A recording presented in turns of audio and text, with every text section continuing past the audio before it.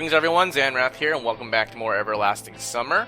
Last time, what was happening? Last time, Shurk was trying to force a key on us or something, right? Yeah, he shoved the key into my hand and ran. No matter how you look at it, he is definitely strange. However, I didn't pay significant attention to this event and just put the key in my pocket. I got to the canteen even before dinner. Fortunately, it was already open, but no food was being served. I took my favorite seat in the farthest corner and concentrated on playing with a toothpick. Alright, good stuff, man. Toothpicks. Soon, I got the feeling that somebody was standing next to me. I raised my eyes and spotted Olga Dmitryevna. We just stared at each other for some time. Do you need something? Finally, I broke the silence. You know, Semyon. Sure, I understand everything, but... What? I asked, surprised. Sorry, what? Did you think I didn't notice your absence last night? Absence is quite an overstatement. I'd rather say I just went out for a moment. Well, so what? What's the matter? Wait, why did she say so what? I thought it was nothing too, but I was determined to check. The camp leader's expression was increasingly heading towards a frown. So, have you checked? I still couldn't understand what she was up to. Yeah, I checked. And you know that. And you what? Blech. And you know what? For a true pioneer, it's just unacceptable. It's shameful. It's disgraceful, even with her. She flushed red with exertion. Why is it disgraceful, especially with her, not even with her? I was like, I think they were going for a different ploy there, but okay, yeah, especially with her. Yeah, especially with her. I don't even want to hear your pitiful excuses. A vague idea of what she was talking about dawned on me. So what happened? Would you care to explain? And now you've got. I think that's more like. Semyon, that's more of her line, but I like how cool you're playing it. And now you've got the nerve to play innocent you with Olyana. Yeah, I know I didn't pause at those stops, but now it all became crystal clear. I got two things to tell you. First, I started getting steamed up. Nothing of that sort happened, and I'm the last person who has any relation to the situation. And you think that? Second, I really interrupted her. Who told you that? In fact, the answer was obvious. Olyana would not do that, and if she had decided to once again play a trick on me, she would have done it much earlier. From the time spent here, I'd begun to understand her well. And that leaves only one possible candidate. Why does it matter? No, it does. Would you care to explain your behavior then? Olga Dmitryevna seemed to be taken aback by my vehemence. There's nothing to explain. I quickly got up and headed to the exit of the canteen. Semyon, wait. I heard the camp leader's weak prattle behind me. If you act decisively with her and she is not that confident, then she is not that confident.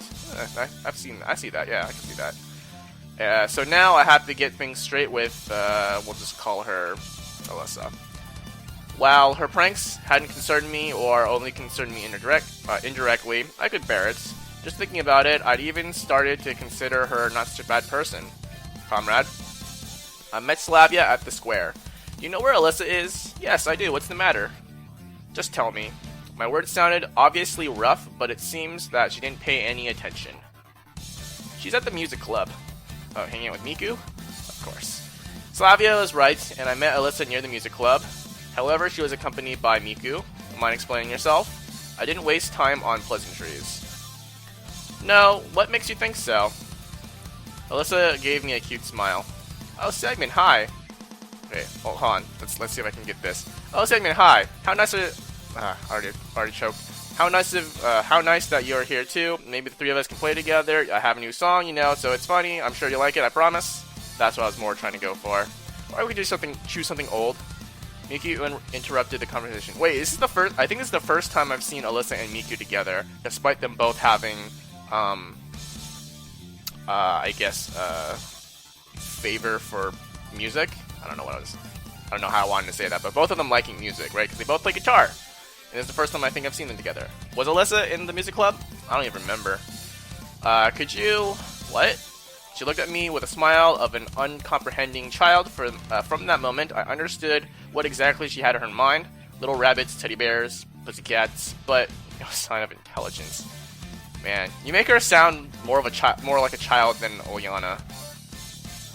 Maybe she's like physically more mature, but mentally still kid. Yeah.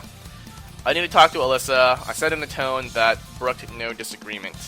Okay, maybe later. It looked like she was upset, though I didn't care. So, I don't understand what you mean, Alyssa said, offended. And anyway, I have to go. She turned around and got ready to leave.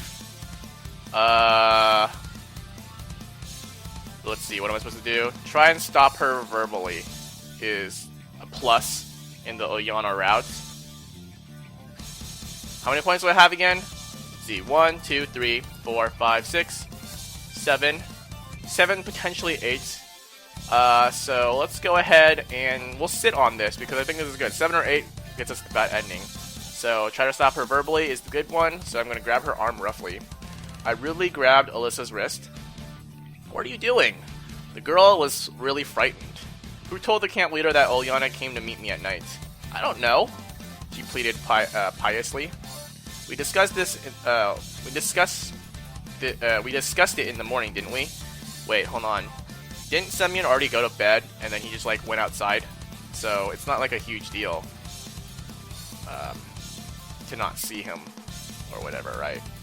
She said nothing but continued to look at me with fear in her eyes. And most importantly, what's the purpose of telling 1,000 lies? I really don't know what you're talking about. Her eyes filled with tears. Suddenly I felt as if I'd been struck by lightning. I got hit like in the back of the head or something. What if she's not guilty? No, never mind. Just remorse, I guess. Yeah, what if she isn't guilty? And why did I immediately think of her? Anyone could have seen us at night. Really? Anyone? So, like, everyone just happens to stay up really late at night and just, like, go outside the cabin during camps. Is that a thing? Did I miss the memo? You never know. Even Olyana herself could tell anyone. Are you sure? I asked harshly. Yes. I thought for a second, and this time was just enough for Alyssa to escape. Now the only true solution is to talk to Olga Dmitrievna again. I found her on the canteen porch. By that time, the sun had nearly disappeared behind the horizon. You came back after all, she began. Olga Dmitrievna, could you tell me honestly who told you about it? I just spoken to Divachevskaya. Yeah, I'm gonna try it. It's not her. Olyana wouldn't do it herself, so who? In fact, I myself didn't realize why I needed to know this. Wouldn't it be a cool like plot twist if it was like, you told me yourself in your sleep, or something like that? Initially I was just mad at Alyssa, but now, well, she hesitated. Some strange girl. Uh-oh, some strange girl? Is it that mystery girl that we talk to while we, don't open our eyes? And... oh. Wait, is she the one who gives us the apple? It's like... okay, well... thinking about things where we don't understand what happened, there was the time when we talked to a girl, didn't open our eyes, obviously because they wanted to hide who she really was. Not one of the main 4 heroines of this game. There was the time, there's the voice in the forest, which I don't know why it would be a bad ending for Semyon if you followed this. So it's probably not, that's probably not her. But the apple might be. So maybe she's just following me. Maybe she's like that dude that kind of looks like me, but she's like trying to help me out. But then again, why would she like tell Olga on me? So I don't know. All right, well, hey, maybe that's a thing. Some strange girl, but this still doesn't. A strange girl? Well, yes, not from our camp. It seemed. What? You just let people you just let random people come into your camp? That seems like a big no-no. Like, especially since you're dealing with essentially or I don't know if they're minors, considered minors in Russia, but you know, at least in the U.S., 17 and younger minors technically. I'm pretty sure you can't just let random people walk into your camp, like, even if they're sure they're probably a minor too. The girl's probably a minor, right? But still, like that's suspicious. Why did she tell you about this? And isn't it a little bit more suspicious that some girl told Olga? So some girl who's not from the Pioneer camp was for some reason in the camp in the dead of night, spying on two of the Pioneer camp pioneers, the camp pioneers. Isn't that a little bit more alarming than the fact that Semyon and Olyana were like having a rendezvous in front of her camp, in front of her cabin rather, at night? Like, sure, that's a little like inconspicuous, but like unsettling, I suppose. But like, you know, random mystery stranger, not part of your camp, in your camp in the middle of the night, spying on people. So hey, whatever. You're the leader. You do what you will. How should I know? Olga Dmitryevna, but this is. I took a deep breath and turned away. Just why does she have to obviously lie? Although maybe she's trying to protect somebody. Let's say, damn, I cannot even imagine. Oh, well, hey, maybe that's maybe she is trying to protect somebody then. Didn't think about that, but I don't know. Maybe it's the what's her name? Yeah. Didn't I say at some point it was like maybe this girl, this mystery girl, is like that girl who supposedly killed herself after some guy that she liked rejected her and then got hit by a bus. Wouldn't it be kind of weird if it was her? That'd be kind of interesting. Or the cat girl robot. What if the robot is like sentient and walks around at night? Oh my god. The story is getting more like exciting now. Although maybe she's trying to protect. Yeah. Let's say, damn, I cannot even imagine. All right. I said quietly and walked briskly away from the canteen. I had absolutely no desire to continue listening to Olga Dmitryevna's stupid lies. Our so-called camp leader, comrade. I walked aimlessly, completely lost in thought. Are you on guard duty? Oh, and she was on that bus, right? Wasn't like the first playthrough with Semyon? When it was just Semyon, like when you don't get any of the girls, that other like brunette chick, right? Like, is she the mystery girl? And she's randomly just like on her bus, even though she's not part of our camp. I heard a cheerful voice from behind.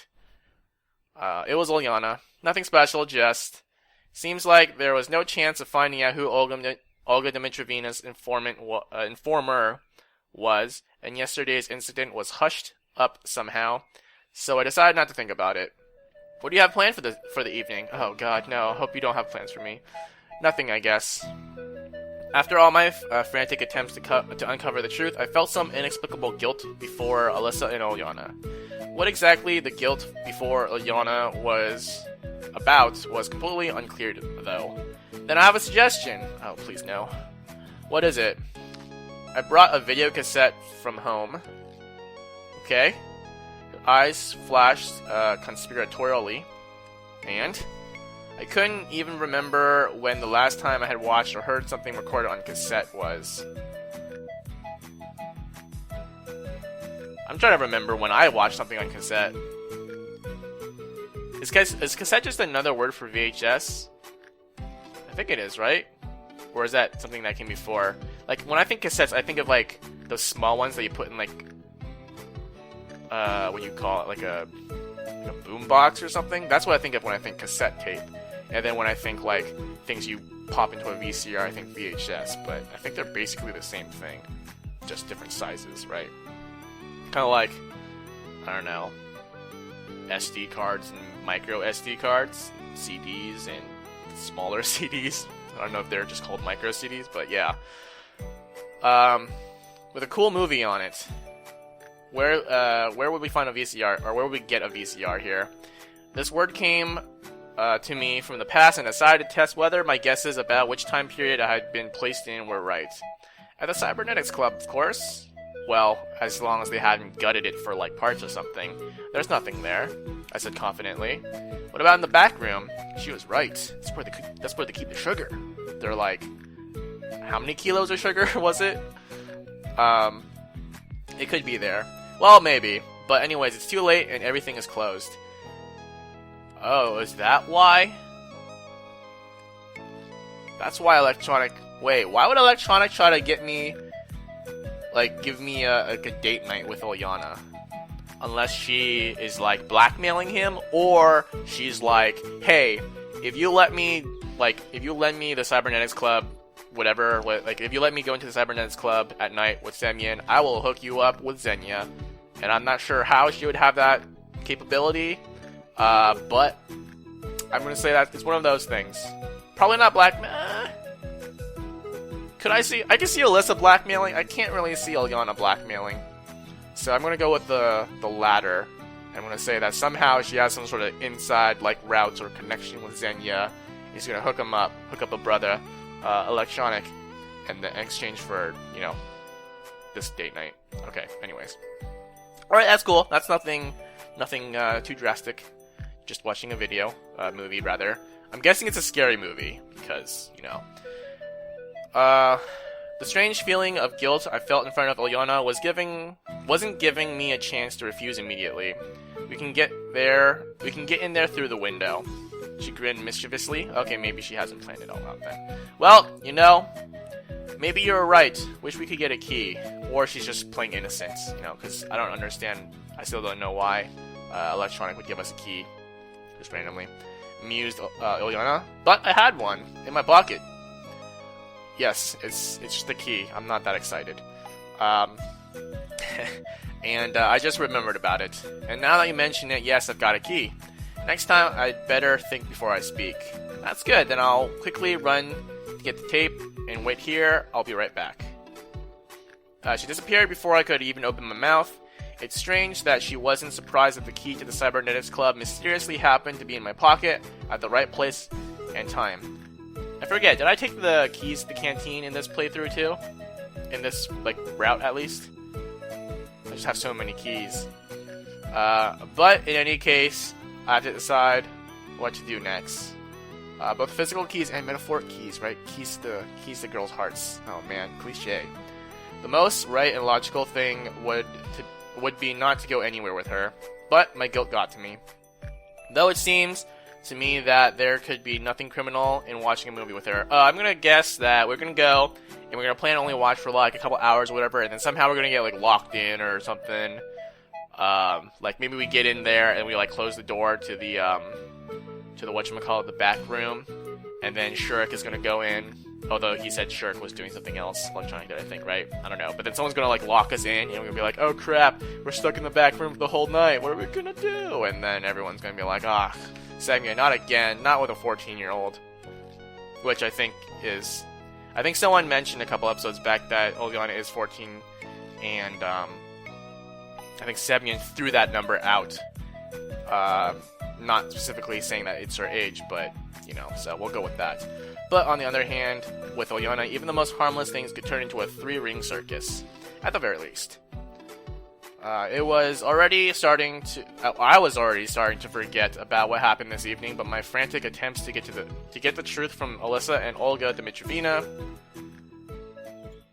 In just a couple minutes, she returned, having second thoughts. I looked at Ulyana and felt a bit uncomfortable. Are we going? Listen, you know, your ideas are, let's say, not entirely safe, and in the end, everything will end badly again. Are you scared? No, I'm not. I'm just a grown man. I'm not interested in such games.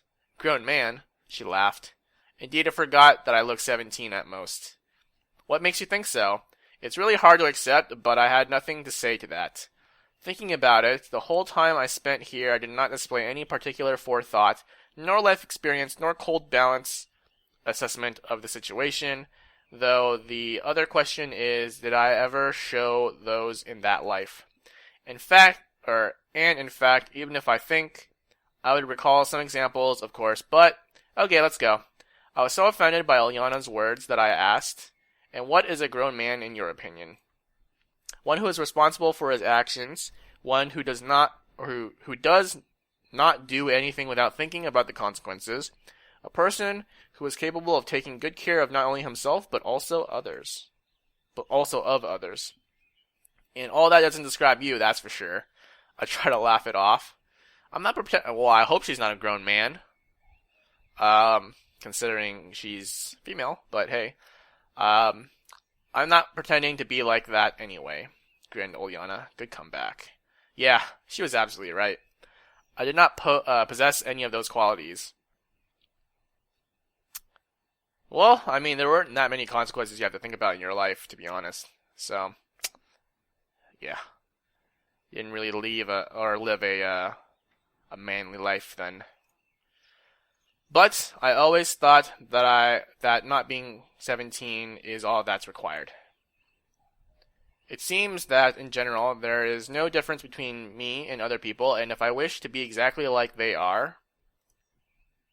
Or what? And if I wish I could be exactly like they are. Is that all wrong?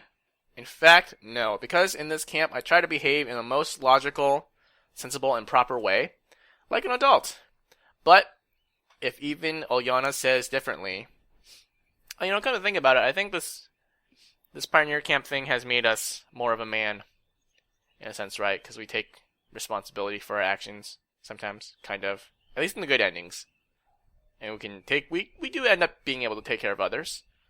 Yeah. What was the other condition? Thinks about the consequences? I don't know. That's what this game is about. It's about maturing, growing up, becoming a man. But if even Ulyana says differently, then how can I get out of here? We went in. It took some time for Ulyana to find a light switch, or the light switch. Presto! Well, bravo. I exaggeratedly clapped my hands. Don't know if you can hear that, but I clapped. Hey, stop making fun of me, she pouted. Okay, what's next? Here. Ulyana went up to the door to the second room, hesitated for a moment, and pushed it open. There wasn't much space inside. Seems more like a room. This room was used for storage. Oh yeah, there's that thing. Yeah, I remember that now. Boxes piled on top of each other had formed some sort of Alps in miniature. Various devices scattered here and there reminded me of a chaotic brainstorm raging in the head of a scientist, or a head of a scientist. Bookshelves on the far wall made it clear that it was not simple storage for unused junk. To my right, there was a TV with a video player sitting next to it. Interestingly, they were not Soviet. I bet they were Japanese. At least going by their appearance. Not very surprising in those days, or more accurately for me, these days, imports already existed. What did I tell you? Ulyana said triumphantly. Yeah. Have you seen anything like that before? I have. Perhaps I've got a VCR too. Probably it's lying somewhere in the mezzanine in my house. Seems like you're not surprised at all. Why should I be surprised? Japanese TV set, a video player. You look like you often see such things. Not too often lately. Yeah, very true. I agreed lazily. You are so gloomy. Nevertheless, okay, take it. She handed me a cassette. I turned it over in my hands, but did not find any sticker or labels on it. So, what's on it? I don't know exactly, mused Ulyana, but I am sure it's something very interesting. Soon the logo of a well-known American film company appeared on the screen. Obviously you can't see it because of trademark. Here, watch. Ulyana even started fidgeting impatiently. I'm watching. A few minutes later I realized that the tape contained a famous film from the 80s. It was about a robot from the future sent to kill someone in the past. So, in the years between, a hero wouldn't be born. I don't watch many movies in general. And I especially didn't watch any movies from the 80s. But a robot from the future, isn't that like Terminator? Or am I gravely mistaken? Because I actually have not seen Terminator. Any of the incarnations. Yeah. Interesting coincidence. You could say that I was sent from the future too. Are you gonna kill Ulyana now? So what, my mission is to kill someone from among the local residents? I cannot help laughing. What's so funny? Ulyana looked at me reproachfully. Oh, no, nothing. Seems as if you don't like the movie. The movie's alright. I've seen it several times. Oh, shucks. How can that be? Her eyes widen in surprise. I mean, it's already out on tape, so you know, it's not like nowadays where you can somehow get like a leak from Sony or something and then just like release it to the world. Did that happen with the interview? No. Was parts of it? I can't remember. Well, my friends gave me a cassette. Sorry about that. Olyana stared at me intently. Anyway, keep watching. I pointed at the screen. When the film was about halfway through, I heard someone trying to open the front door. Yup, here we go. It is said that when a person has one of their senses weakened, the others are amplified. I was quite blind, because you were watching TV. Okay. But I could hear perfectly. Lights off! I whispered. Oh, hey. What? Turn the lights off! Olyana realized that this wasn't the time to argue with me and rushed to the switch. Meanwhile, I pressed the pause button. I heard footsteps in the other room and saw a flashlight flickering under the door. I wonder who decided to sneak into the cybernetics club at night. Ugh. Who do you think? They're not here. Oh, different. It was a voice of Olga Dmitrievna. Oh, I didn't know she had multiple voices. That's kind of nice. Soon the door slammed shut, and I sighed with relief. See that? Again, that's because of you. What? Olyana stared at me in surprise. Why else would she come here at night? She's definitely searching for us. Alyssa likely doesn't care about your absence, but I'm registered at the camp leader's cabin. She thought for a while. Well, so what? So what? Why are you constantly looking for trouble? It's almost as if you like it. It's more fun this way. Is it fun when you're constantly scolded and punished? Nothing ventured, nothing gained. She laughed merrily. Eventually, there are also rules. Well, up until now, you've evaded serious consequence, but who knows what will happen next. It could all end badly. You grumble like a granny, she said, offended. And who said recently that I could not be called an adult?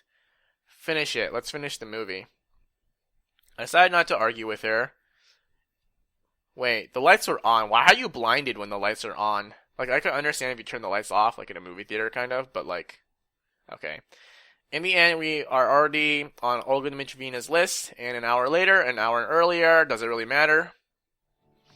At each scary scene, Olyana jumped, of course, scared and grabbed me by the hand. I was not so keen on the film, but I still pretended that I was also interested. Apart from the evil robot, there was a good man sent from the future to prevent his evil deeds. Maybe I'm not here with the goal of becoming a ruthless killing machine, but on the contrary, to change or prevent something? To prevent some event, for example, or to stop someone from some wrongdoing. The analogy is fairly interesting, but is not based on any real facts. Semyon, your mission was that Olyana is actually like Earth's last hope, and you need to come back to this pioneer camp so that she does not like screw up her life, so that she can grow up to become the hero that Gotham deserves. I don't know. I don't have a shotgun in my hands. I'm not wearing a leather jacket, and I haven't got a motorcycle to ride. Don't worry, we'll send a scooter for you to like to ride on, you know. Motor scooter. I didn't even have sunglasses. Look, you don't have eyes. No, actually you do, never mind.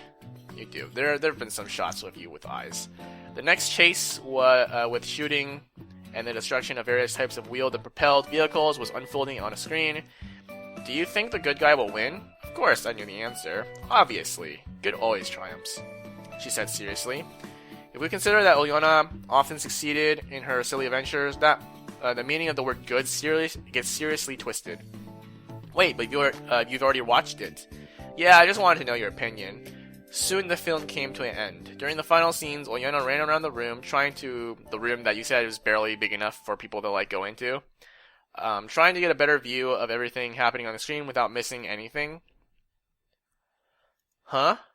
She gasped with relief when the ending credits started. Liked it? You need to ask? Of course. That's good. I feel like you would like anything, though. And I can see you didn't really. She squinted slyly. Well, It's a film for kids after all. Is it? A movie about killing people is for kids? Oh, well, yeah, sure, why not, right? Ah, really? Well, yeah, so what? Nothing. She yawned and sat on the floor with her back against a box of pillows, or a pile of boxes, not a box of pillows, wow. Pile of pillows. It's probably time to go to sleep. I'm tired and I won't go anywhere. As you wish. I better go then. Hey, wait. Ulyana immediately jumped up and grabbed me by the hand. Will you leave me here all alone? Well, if you want, should I carry you to your cabin? I said uncertainly. In the end, I was already experienced at that. No, I want to sleep here. She rummaged in the box next to her and pulled out some sort of blankets and pillows. Oh, I guess they are boxes of pillows. Again, the same story. I sighed. Just think, Olga Dmitrovna is already looking for us, and if we spend all night here... Well, firstly, she's looking for you. That has nothing to do with me, laughed Ulyana. Even if that's so, then you'll be caught too. What makes you say that? And even if I do get caught, it's okay, I'm used to it. Why are you so stubborn? It's only a couple of 100 meters to your cabin. As well as that, you couldn't say that Ulyana was completely exhausted. I am so tired. She wrapped herself in a blanket, turned away from me, and began to diligently fake loud snores. Okay, then, see you tomorrow. I tried to leave, but Ulyana grabbed my hand again. Well, now what? She didn't say anything. She looked as if I'd scared her. Right then, what I should do was completely unclear. Well, think about it, man. Be a man, right? You gotta be able to take care of yourself and others. So, our little cassette adventure was idiotic from the beginning, but now is beyond my comprehension. I had no idea what the logic behind her actions was, what the meaning and motivation was. However, despite all this, I couldn't firmly say no. Something stopped me, maybe a sense of duty or pity, or the patience which must be shown when communicating with children. Okay, what do you want me to do? Or what do you want from me? Go to sleep with me. Seems like I've seen it somewhere already. Well, let's assume I turned off the light and nestled beside her. Good thing it was summertime, otherwise sleeping on the wooden floor would not be the best idea. The lack of a mattress is not even worth mentioning. Why did you agree so easily? I could hear resentment in her voice. You asked, so I did it. In fact, I was completely convinced that Ulyana was falling asleep quickly, as always, and I will carry her to the cabin. Basically, it's a good plan despite the fact that I will again serve as a beast of burden. Hey, talk to me. Just sleep, you're the one who wanted to. Just talk! About what? Tell me something interesting about yourself, funny stories from your life. We're going to talk about all that. Who did we talk to this about before again? Was it Slavia? I don't recall. My life is not that action-packed. Nothing to recall at all. Even if I had something, telling her was not the best idea. Nothing at all. It can't be that bad. I turned to Ulyana. She was lying with her eyes wide open, staring at the ceiling. It can, trust me. But that's so boring. From time to time. She was silent for a while and then smiled and said, But here you had fun. Oh, that's true. I laughed. Will you remember this camp? First, I need to get out of here. Of course I will. And the others? I will. And me? And you. I said it all with an absolutely even tone and, to be honest, without really thinking about the meaning of her question. And I will, whispered Ulyana. Immediately I felt her head dropping on my chest and her hands wrapping around my neck. Choke you to death! Comfortable? Yeah. She murmured. You haven't found a better place? She shook her head slightly. Well, let her lie like that. In the end, maybe she'll fall asleep faster. Probably no more than 5 minutes passed before I decided to check on her and lightly tugged on her shoulder. What? She asked without looking up. I noticed an unusual note in her voice. Why aren't you sleeping? Look who's talking. Time was passing treacherously slow. I decided to wait at least another 10 minutes before the next time I checked, but the seconds seemed to be hours. My eyes began to slowly close. I struggled to stay awake. I blinked for a moment and woke up, only to realize that my state was close to unconsciousness. Maybe just close your eyes for a minute? What's so terrible about that? The thought flashed through my head, and immediately I drifted off. Day 7. Right? That was day 6. Yes, day 7. Cool. All right, I think that's a good place to stop. So good. We didn't do anything we probably could have gone to jail for, but yeah, let's go ahead and save that. So we started going down the bad path, so we're gonna go ahead and save it in another slot. But yeah, so not really sure what. Well, so we did learn some stuff. Not sure who that mysterious girl is. Still banking on the idea that she was the one who gave us the fruit, the apple, that is, when we were like on in infirmary duty. And what else could she be behind? But yeah, so there's that. So we're getting a little bit more of that kind of mystery person, why these mysterious things are happening. And other than that, Olyana likes action movies, I suppose, and of course she still likes scary stuff and all that stuff. So, yep, sleepover with Olyana. It's cool. It's K. Let's see what happens on day 7 next time. And until then, thank you for watching.